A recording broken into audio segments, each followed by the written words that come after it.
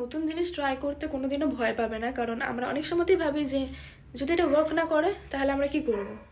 কিন্তু এর বদলে এটাও তো আমরা ভাবতে পারি যে যদি এটা আমাদের খুব ভালোভাবে ওয়ার্ক করে, যদি এটা আমাদের খুব ভালোভাবে চলে।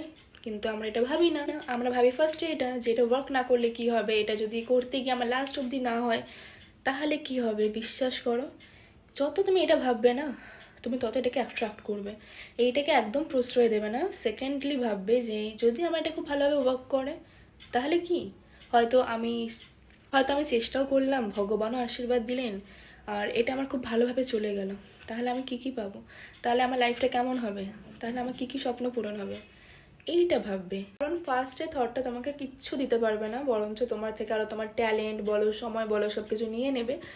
সেকেন্ড অপশানে তুমি তোমার স্বপ্ন পূরণ করতে পারবে, তুমি তোমার স্বপ্নে লাইফ পাবে। তাই অবভিয়াসলি সেকেন্ড অপশানটাই অল টাইম ভাববে। যখনই নতুন কোনো ক্রিয়েটিভিটি মাথায় আসবে ভাববে ভগবান আশীর্বাদ দিলে আমি সব পারবো।